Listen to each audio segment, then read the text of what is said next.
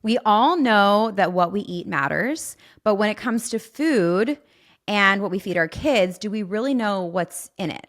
You know, we go to the grocery store and there's a plethora of packaged foods, stuff that we know probably is like loaded with additives and artificial ingredients and maybe even chemicals that are making our kids addicted. But do we actually know? I interviewed an incredible guest today. His name is Parker Brook, and he saw this problem firsthand while he was working in the big food industry. He worked for a huge cereal company, and he was noticing basically when he was creating these products and doing marketing for these products that they were specifically creating products and marketing products to make kids look on the shelf and want to purchase it. And then he also kind of went down this rabbit hole of discovering that some of these products and additives ingredients were causing the rising rates or contributing to the rising rates of ADHD and mood disorders and long-term health issues. So instead of turning a blind eye, he left his corporate job, a big job, to start Lovebird Foods. This is a company on a mission to clean up breakfast with real food and fight childhood cancer in the process. Lovebird isn't just about making better cereal. It's about proving that businesses can be both profitable and purposeful. We are huge fans of Lovebird in my home. I love Lovebird's honey O's. They also have cinnamon flavor. They have a chocolate. My toddler loves them. And I'll be honest with you, we've been buying this product for a while because we liked the ingredient label. But after interviewing Parker, I am so passionate about getting this product in front of more people because of really the intentionality that he goes to for every single ingredient. Like, honestly, my mind was blown on this episode. So today we dive into the conversation around what is hiding in cereal, in the foods that we're giving ourselves, giving our children, some of the main ingredients that parents should be looking out for, and how the food industry is really marketing and tricking us into thinking that certain products are healthy when they're actually not. We talk about how food impacts behavior, mood, development in kids, and we talk about how you can start making simple, real food swaps that will set our kids up for long-term health. I was honestly floored by this episode. I hope that this episode leaves you empowered with the information that you need to make better decisions for you and your family. I know it can feel so overwhelming to go to the grocery store. Just a simple thing like going to buy food at the grocery store can feel very overwhelming with ingredient labels and with marketing and pretty boxes. Parker does such a great job of simplifying this while educating us on what is really going on behind the scenes. This episode is a must listen. Let's dive in.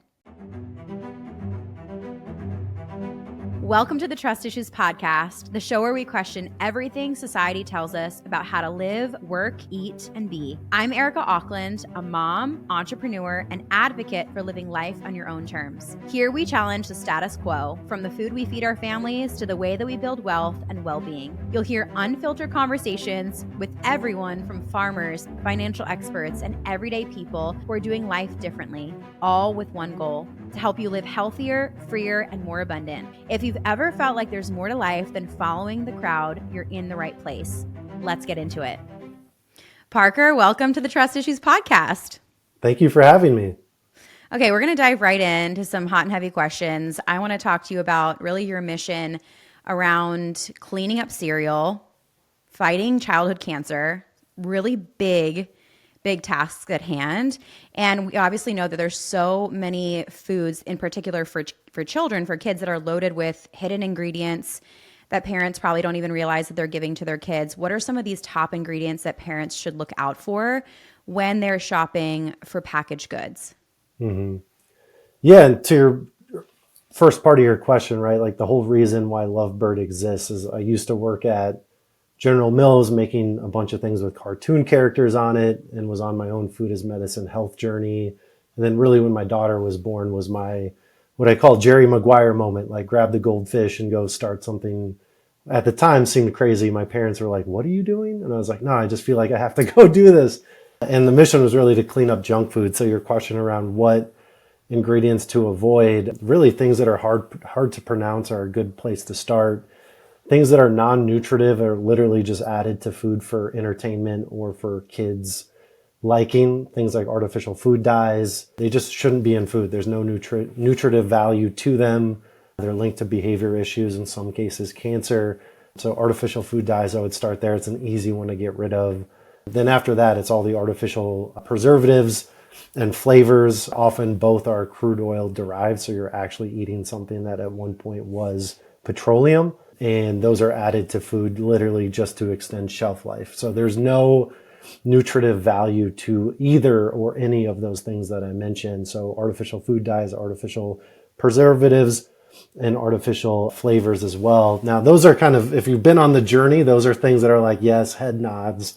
And I think some of the new iterations of those that have been created because of consumer sentiment being so negative towards those other ingredients are artificial flavors becoming natural flavors, literally the same thing. The source material is slightly different and people think natural. Oh, like that's probably a real vanilla bean plant. You know, it comes from everything from tree bark, from to charcoal to the anal glands of a beaver. There's very bizarre places that they pull these flavors and then they go through literally the same process an artificial flavor does. So multiple steps, sometimes up to 20, 30, 40, 50 steps with solvents and carriers and things like that to manipulate the chemicals and create a quote unquote natural flavor. And those are really just for fun and taste. There's no nutritive value. I think they cause overeating because when your body tastes something, it wants that actual thing. And if it's not getting it, it's going to lead to you eating more and more of that thing in search of that, you know, vitamin or mineral or food that it's expecting. So that would be one that's kind of like, you know, if you're completely down the rabbit hole, are aware of. And then the other preservatives, artificial and things like that. So that's where I would really start, are the things that add zero nutrition, but are in your food just to get you to eat more or make more money for the food company selling it. As you have done, obviously developed your own product, and as you were very intentional with picking the ingredients that are in Lovebird, because if you look at the back of the box, I mean, you can remember all the names and the ingredients, even if you looked at the box once. It's a very small grouping of ingredients. What are some of the ingredients that you've come across in this journey of working for General Mills and also developing your own products that parents would just be shocked at hearing that it is in food that kids consume all the time? You mentioned petroleum, you mentioned beaver butts. I mean, there's got to be some crazy things. I would love to know what are some of the things that you would not probably know if you're just a regular consumer. Yeah, I mean, I think one of the things with these big food companies is that they actually do label everything that's in the product. You know, there are some things that fall under FDA guidelines. I think something that's been trending recently is essentially the food processors have a 10-second rule, right? So if something touches something for 10 seconds, they don't have to put it on the label. And this came up when someone came across, I think it was like frozen chicken nuggets, and it didn't list seed oils on the package, but when they called the manufacturer, they said, yes, we actually do use it in a flash fry or something during the processing. And per the FDA, they don't have to do it. So I would say, like, generally big food will list most of the things, if not all of them, on the package. What I've really discovered is some of these, like, quote unquote healthy brands that are much more, I would say, romanticize ingredients and overplay what it actually is. There's people labeling tapioca starch as cassava. There's people labeling a certain type of cocoa as natural when it's actually highly processed.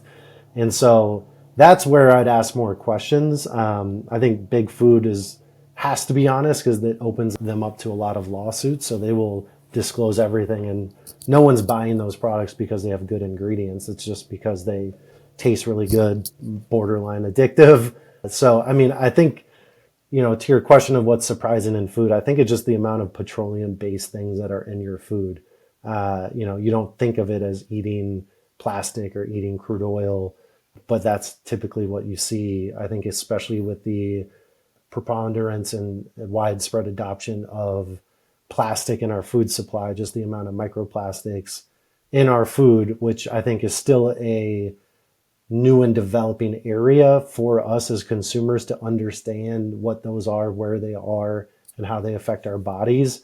But they're in almost everything. I think there's a really good list from plasticlist.org where they analyze like 300 different products and you can go look at what plastics and certain food items. And one that stuck out to me was like RX bar. It was like the highest amount of microplastics, What? which was crazy. And so I definitely stopped eating those because there's plenty of different options that you can eat instead. So yeah, I mean, it's a wild world. Definitely read your labels. Can you talk about what microplastics are for the listener who doesn't really understand? Because, like you said, it's a developing thing. It's kind of a new conversation. Upon my own, research as a consumer who has kids, I was reading things like they're now finding microplastics in breast milk. Like it's getting into Hmm. everything. Is it because it's the equipment that the products are made on, or is it because it's actually in the ingredient and they're feeding that to us and we don't know? Like, where does that come from? How does that happen? Yeah, I mean, I think if you even take a step back in terms of our food supply, right? Like, what are the ingredients causing us the most issues? They're the ones that gain acceptance and grow in usage like astronomically. Like, you look at vegetable oil or seed oil, went from pretty much 0% of our diet probably 40 to 50 years ago to now being the top fat that we consume. So that's a huge growth curve over Mm-hmm. a short amount of time. And our bodies aren't used to processing that. You can argue the omega 3 or omega 6 balance, which is essentially healthy fat versus not so good fat for you and what's natural in our bodies. But it's also our bodies are very smartly designed organisms. Like we can adapt if we're given the right time and we help lessen our toxic load.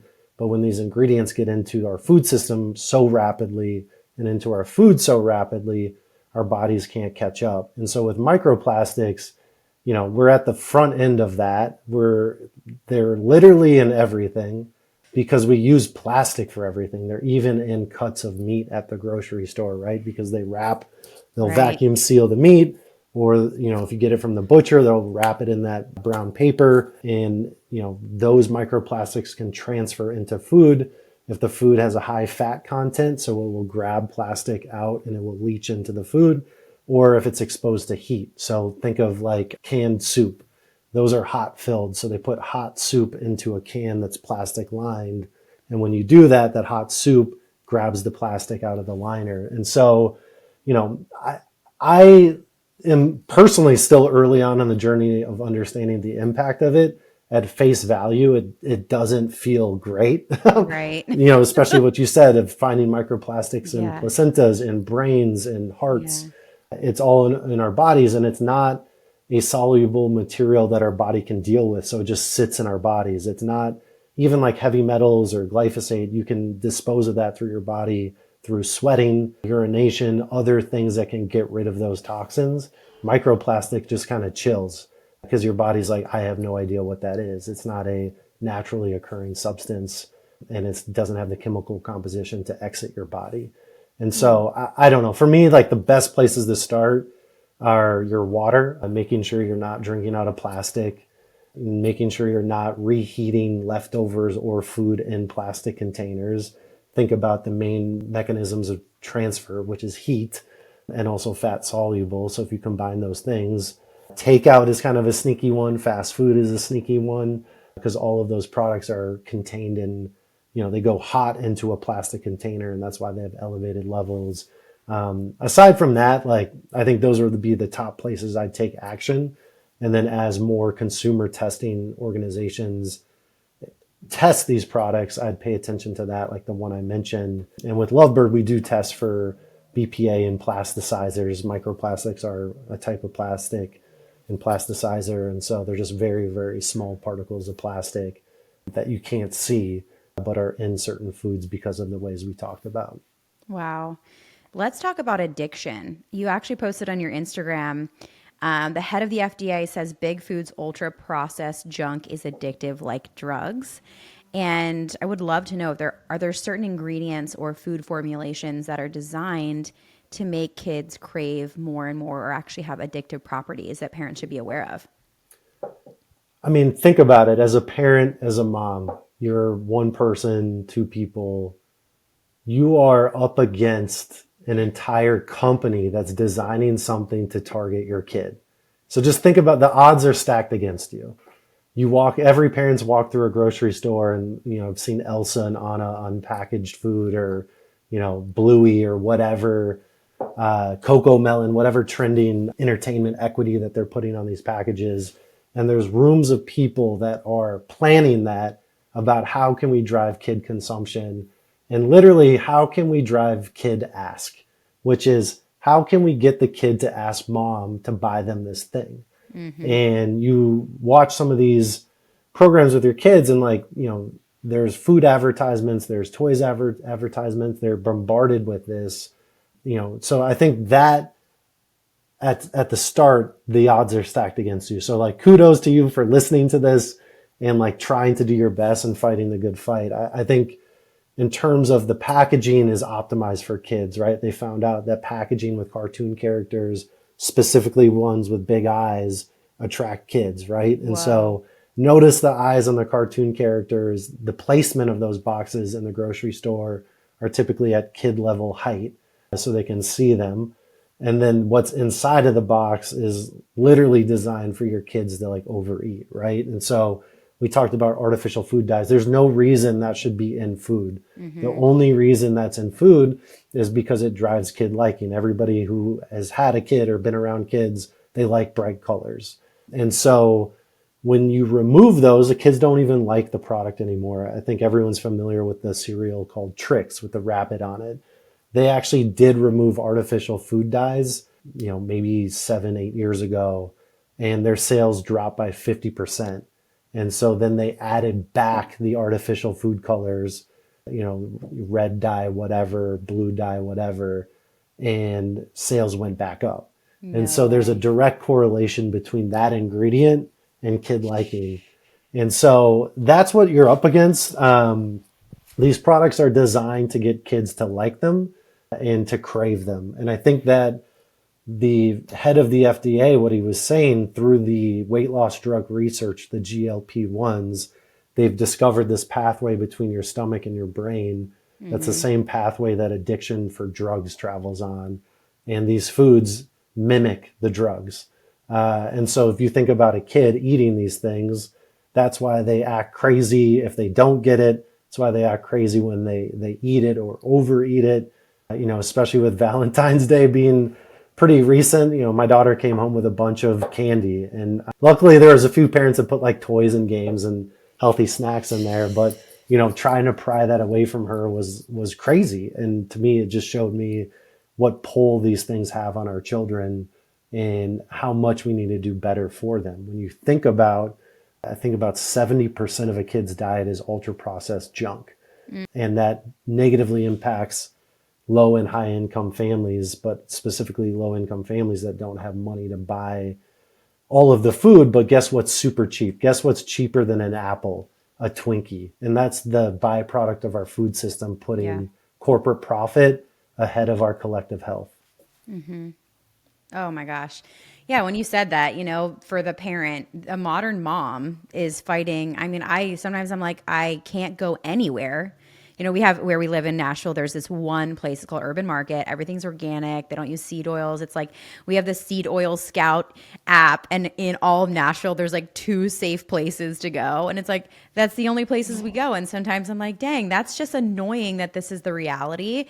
But I think when you're a parent and you're obviously listening to this episode and you want to do right by your kids and you want them to be healthy and you want them to have better chances than maybe you did growing up, you kind of have to make those sacrifices. I think my toddler, he's 3, he's been to the grocery store maybe twice ever because we Instacart everything. And I'm like, when you say that, I'm like, that's just so, it should be illegal that they can market to kids like that. It should be illegal that a mom can't go into a grocery store without stressing about their kids crying about whatever product they're going to see that's at eye level. That's just crazy to me.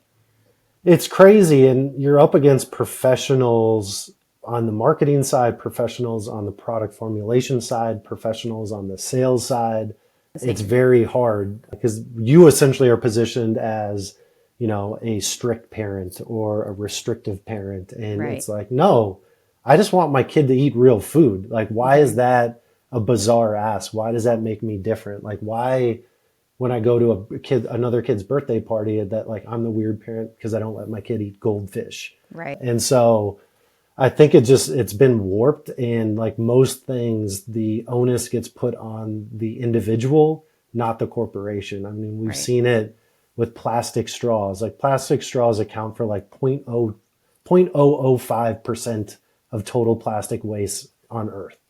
But that's been the mission of like, oh, people need to do better and use paper straws. And it's like, well, the number one pollutant of plastic in the ocean is actually from car tires and the manufacturing of them. Why don't we regulate some of that and we can make a bigger difference?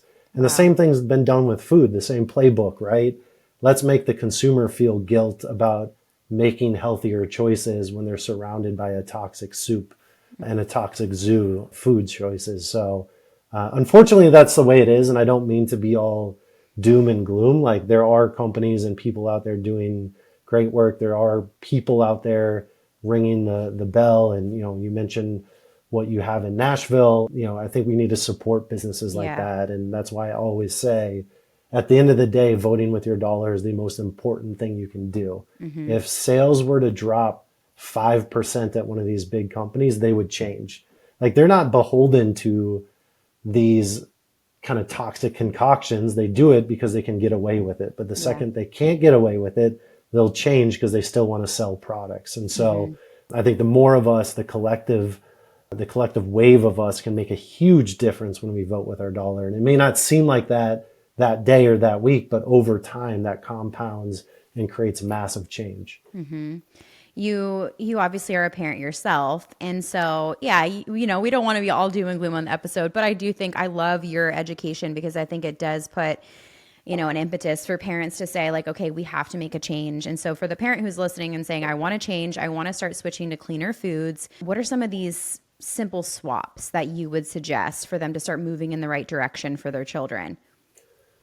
Yeah, that's a really good question. And it depends on where you're coming from. I mean, I sell cereal, right? That's where I've kind of dedicated my time. It's the number one breakfast for kids, and it's just filled with junk, right? And even some of the quote unquote new cereals that are healthy are still filled with the same stuff, just different names.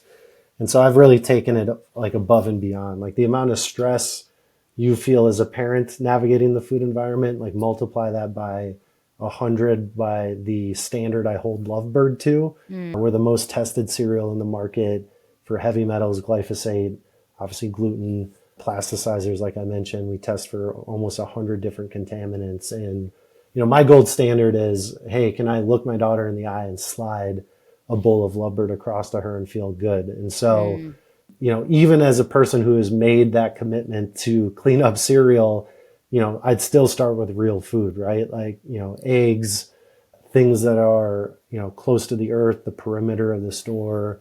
Try to make it fun. Like I do some things with my kids there's a couple good resources online and a couple good books on Amazon that kind of teaches them the power of superfoods and how they make them feel mm. and kind of focus on involving them in the process. Like if you just roll up to dinner time with broccoli, like good luck. Maybe you're a better cook than I am, but if you can tell a story behind it and involve them in the cooking of it, they actually tend to like it more. It becomes a kind of a part of their work. So I think like real food first. As it comes to swaps for convenient foods, if you buy cereal, obviously I'm biased, but I think Lovebird is the cleanest on the market for all the reasons I said.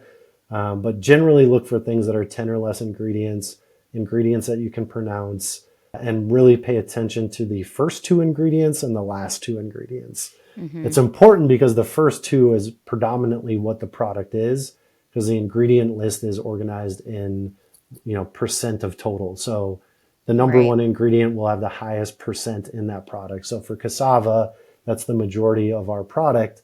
And so that's why that's important to have a whole food flour, number one. Number two, just something to check out. But the last two are important because that's when they sneak in a lot of these artificial dyes, artificial colors, artificial flavors, artificial preservatives, kind of the less than 2% mark. So check those out because that's where some sneaky things can hide. And kind of a shorthand for me, because there's so many different names for sugar. I think there's probably about over 100 different names for sugar, but Whoa. anything that ends in ose is a sugar, Yeah.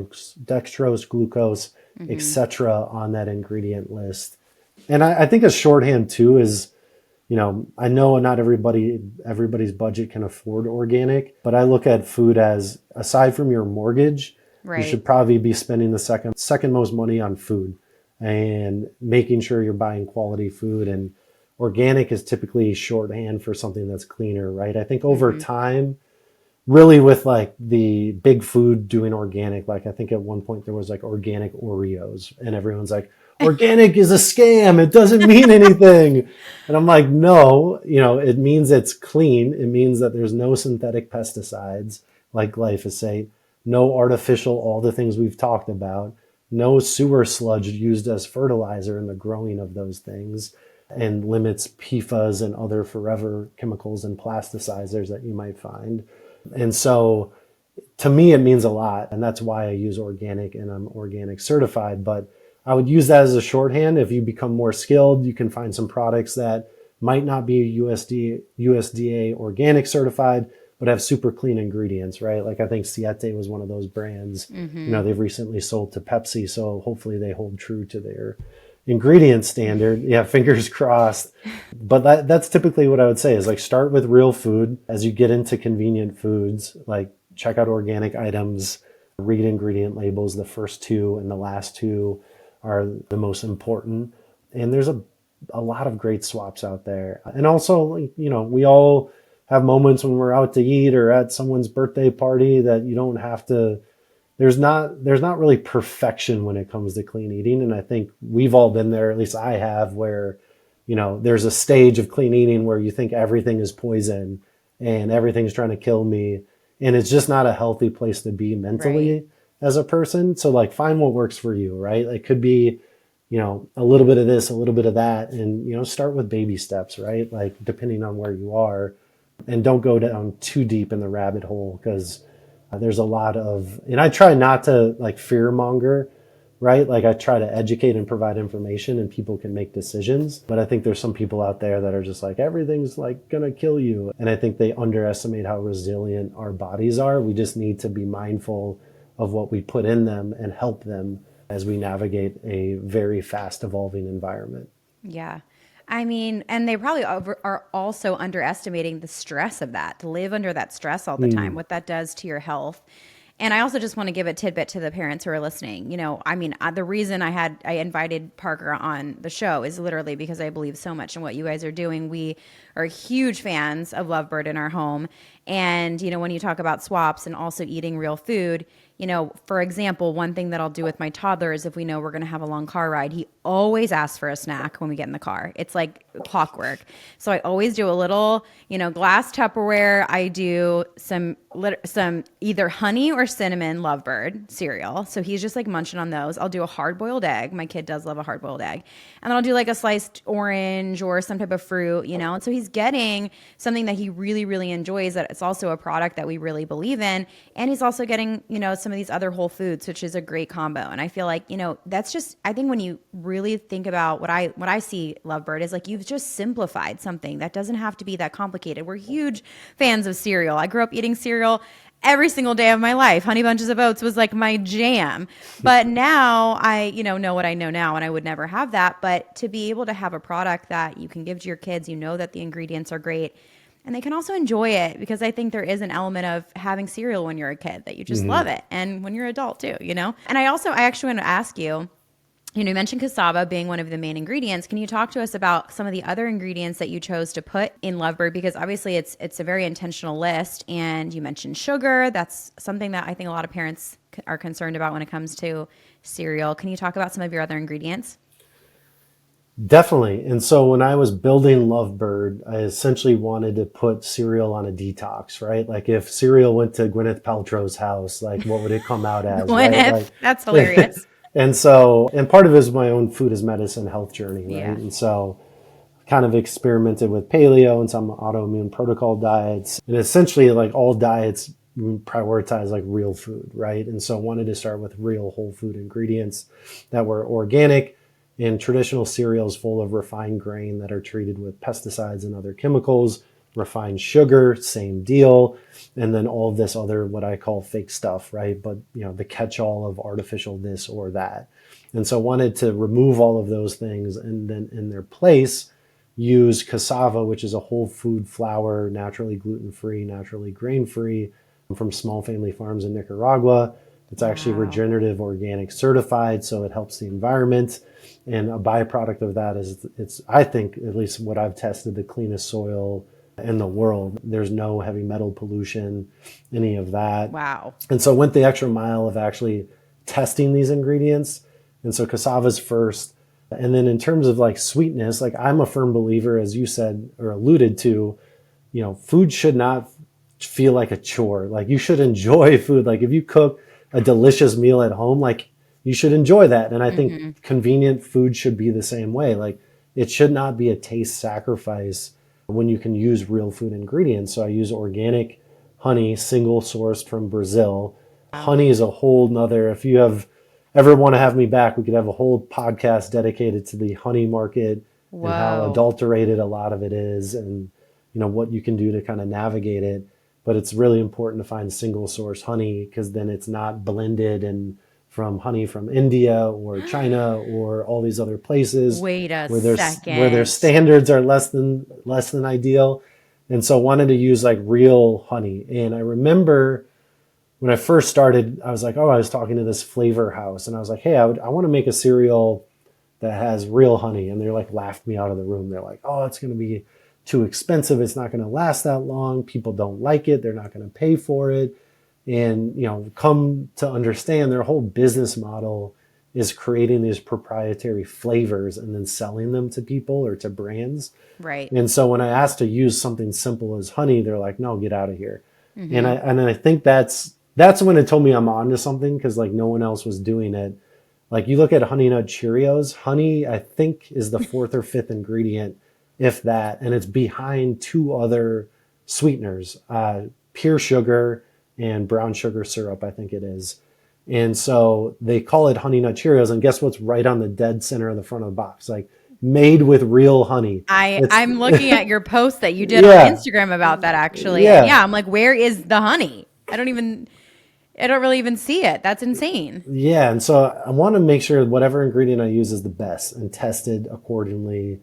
Real food sweeteners, unrefined sugar like honey, a little bit of coconut sugar, some Hmm. healthy fat from coconut oil, and just really pure ingredients. And so that's really what Lovebird is. Whole food flours, rich in prebiotic fiber to help with gut health, and then also just real food sweeteners that are as pure as can be and some healthy fat from coconut oil. Oh my gosh, I'm hungry now. I'll have like a bowl. We do raw milk. I usually do the honey. The honey flavor is my favorite. And then I'll like slice up half a banana and that's like my dessert at the end of the day. Sounds perfect. It's chef's kiss. It's so good.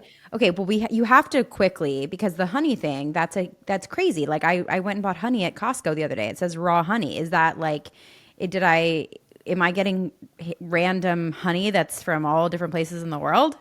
I will say Costco is one of the best retailers, and I know a bunch of Okay. like influencers will go in there and be like, "Don't eat this, don't eat that," but they're incredible with ingredient sourcing, supplier selection. So their honey is probably some of the best in the world that you can buy. So feel good about that. I think the Okay. the issue is when you see the honey with like the little bears in the grocery Yes. store, and it's like My intuition's like that's not honey. yeah, and it's in a plastic container and it's pale. It's not this rich amber color. And, as I've part of this journey for me was like, all right, working at a big food, I was not exposed too much to like ingredient sourcing. It was usually Hmm. what's the cheapest thing that we can source, and someone else, a whole team of people go find it and figure it out. Having been on the other side of running a business, I now deal directly with suppliers, and there's a lot of shenanigans that go on, right? Even things that are labeled organic or labeled clean, you really have to dig into like where is it coming from. Like I had a supplier for honey, and I was like, why is this so cheap? And they're like, oh, it just lucky you. And I was like, well, where's it from? And they're like, oh, I don't know, we'll have to get back to you. And like lo and behold, a month later it's some blend of honey from India and China and other places. And it's sort of like, if people are familiar with like olive oil and the Yeah, yeah. issues with that, the same thing exists with honey because it's such a Mm. commodity. And what they're actually doing is either blending real honey in with like sugar water or just straight up selling sugar water as honey. And they wash it through these companies that makes it very hard for people to know where it's coming from. And typically an issue with these blended honeys, if you're buying single source honey, you can guarantee it came from whatever country that is. And so that's Got what it. we do. But just, I think anything raw honey is typically going to be pretty good. I'm a big fan of local honey. Like that Mm-hmm. would be if I'm buying a jar of honey, I prioritize that over Mm-hmm. anything. And then the next would be organic and raw honey Mm-hmm. in general. So yeah, I mean, it's a big rabbit hole, Wow. but typically local honey are good. Anything of like mass produced jars of honey Mm-hmm. that are big brands, like I would just kind of do a double take. Yeah. No, I mean, and that's where, support your local farmer, support your local bee farmer.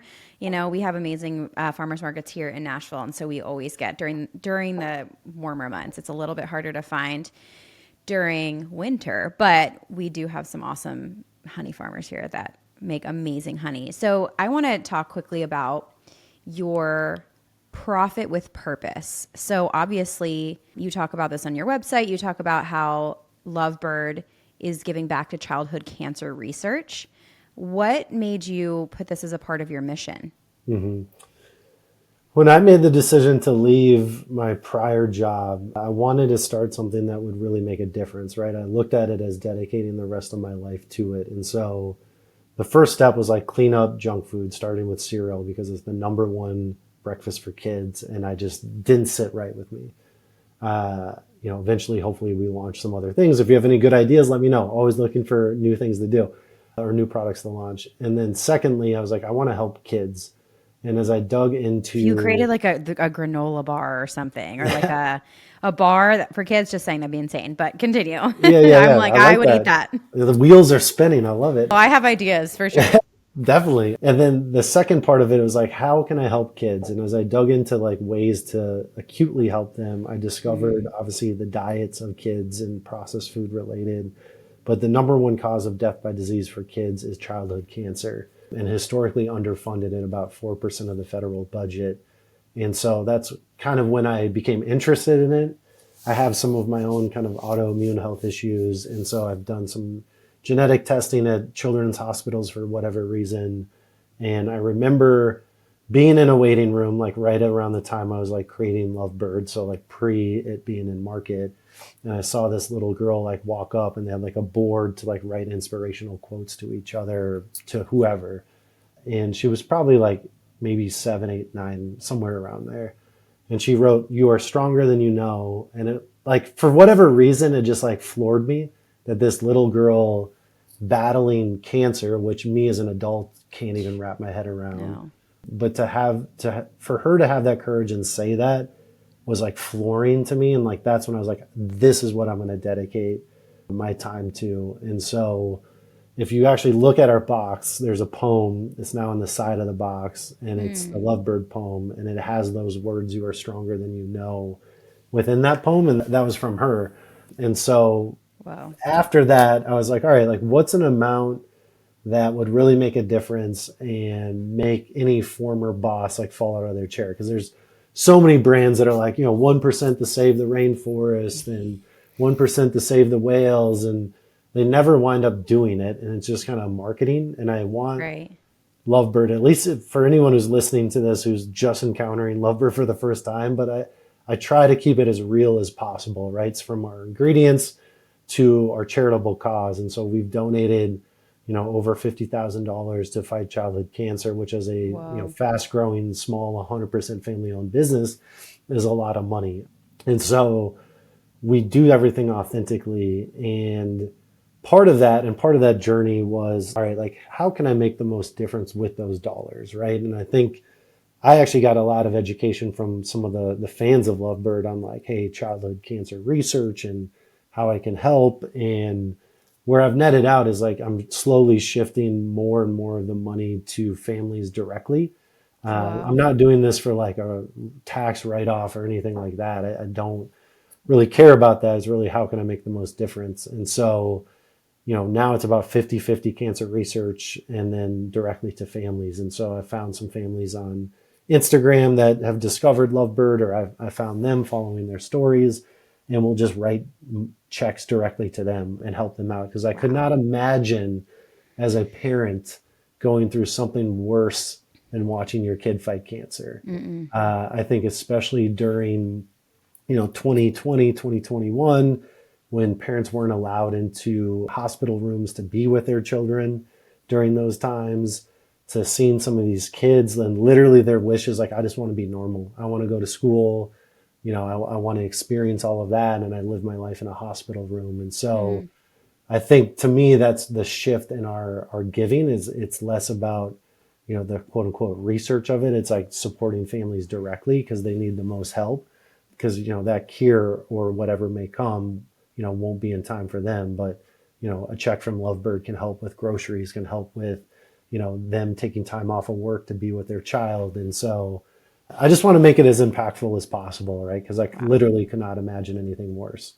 Wow. That's incredible. That's really, I mean, I really, I can't imagine seeing my child in suffering like that. So the fact that you're doing that, just all the more reason for people to support Lovebird directly, which I'd love to ask you, where can our listeners go and find Lovebird? If you're listening and you like don't already want to go and get a box of cereal right now, like you go to the website. It's luckily we have a market down the street, literally probably 5 minutes from here, and they sell Lovebird. So if we ever have a craving, we can literally just hop down the road. But for our listeners who maybe they have a local grocery store, or where can they find it nationally? You can find it Whole Foods, Sprouts, Fresh Time. There's a store locator on our website. It should be close to you no matter where you are. Natural grocers, really any natural food store is our focus. Like we're really trying to build and support natural food stores. And so that's where you can find us. I love it.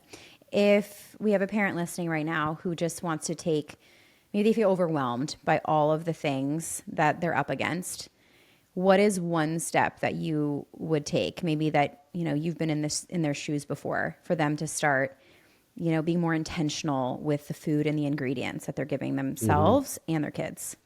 I would start with take a deep breath. You're doing the best you can. I think the quote that resonates with me most is like pissed off moms will save the earth, right? And I genuinely believe that. And with that deep breath, like, exhale power, because that's what you have. And you have power with voting with your dollar. You have power with reading ingredient labels. You have power with making informed decisions.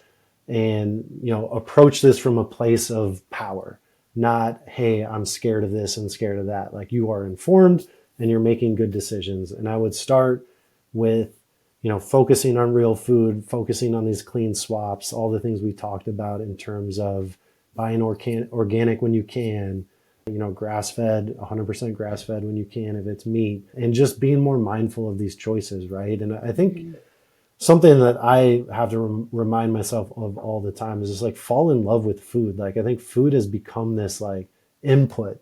Like food is a celebration. Like food is a connection to earth. Like food is something that is almost spiritual in terms of like eating it, right? Like it shouldn't be this like we've fast fooded food, right? Where it's just like it's fast, it's cheap, it's super taste, it's addictive, it's all these things, it's like these shiny bright lights. It's like no, like food is from the earth.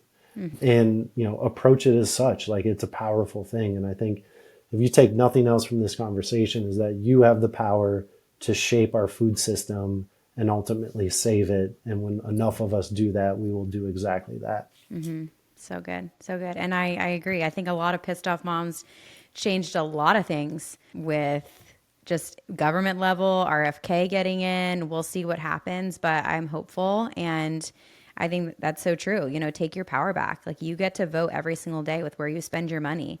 And if you choose wisely, I mean, hopefully some of these corporations will start to listen. So, Parker, thank you for the work you're doing in the world. Shout out the Instagram account. Where can people come and find and connect with you and Lovebird on Instagram and social media?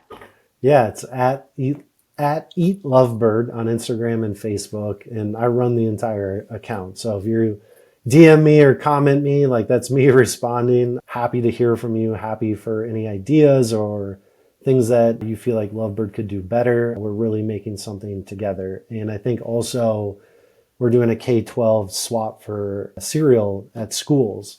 And that was really kind of another Jerry Maguire moment where my daughter came home from school and asked if she could have Fruit Loops because that's what they were serving at the school. And I like called the school. I was like, I will give you free cereal. Stop serving Fruit Loops at this school. And that kind of cascaded into this call of price matching big cereal at schools. So you can call your local school. There's a part on our website, the K-12 cereal swap. Like if you Google Lovebird K-12 cereal swap, it will come up and you can figure out how you can work more and partner with your school. We just expanded it to daycares and private and charter schools. And really that's, Wow. another mission driven activity that we're doing. Cause like, I think that's, you talk about the sickest of the sick, like the school food, packaged foods, like industry is like pretty horrible. It's subsidized junk food at schools that gets reimbursed by the government, and it's controlled by literally two or three companies. And they actually, some of the schools and some of the brands sell slightly better versions. So you as a parent, your kid might eat Honey Nut Cheerios at school, but it has like 30% less sugar than the stuff at the grocery store. So they get hooked on it at school. They go to the grocery store and they get the full strength sugar product. And it's just a really like corrupt, weird thing. And, obviously we're a small company trying to do our best, but we're learning how to attack it and get Lovebird into those schools. And I think dovetailing it with what we talked about moms, like that's the way we're going to clean up school breakfast is with anyone listening that is going to fight the good fight and get Lovebird into their school. Because I've tried to make it as easy as possible by literally price matching and losing money on this, but I'm doing it to like raise awareness and get some of those cereals out of the school. Wow. And so, yeah, I know that's not what you asked, but it just kind of No. came to the top of my head. So But that's glad a you cool way to shared get that. involved. No, I'm so glad you shared that. I'm like, are you kidding me? That is insane. Oh my gosh, school. We could sit here and just have a whole episode just on school lunches and what our most vulnerable are being fed at school and daycares. That's just insane to me. I mean, you're a dad, business owner, doing things like giving back to cancer research, these families with children affected. And also, are you kidding? We're a team Parker, team Eat Lovebird. Like, let's go. That's insane. That's incredible. Wow. I'm honestly speechless by that. If there's anything our listeners can do to shout out Lovebird, let us know. But we're so grateful that you popped on Trust Issues today. Yeah, thank you for having me. Wow, that episode with Parker, I'm not gonna lie, that left me a little bit speechless at the end. And if you loved this episode, go ahead and take a screenshot. Make sure you tag Lovebird on Instagram. They're at Eat Lovebird. You can also tag at Trust Issues Podcast. The reason I'm asking you to do this is because I just love how this is a family-owned company. This is a dad who is on a mission to clean up cereal, fight childhood cancer, and to make food healthy for our kids. His products are organic, they're grain-free, no refined sugar and paleo. And honestly, just every other reason that he talked about on this episode should be enough to want to share this product with everyone that you know and also get your hands on it. I just love when I hear about companies who are doing it right and who are doing it not at the cost of us and our families and our health or our wallets, but doing it because they have a mission. And this purpose-driven company is honestly one that I'm so honored to support. So if you love this episode, please make sure that you leave a 5-star review. It helps us get this message out to more people. Make sure that you screenshot, share it on Instagram, tag us. I appreciate you so much for being here, a listener of Trust Issues, and I'll see you next time.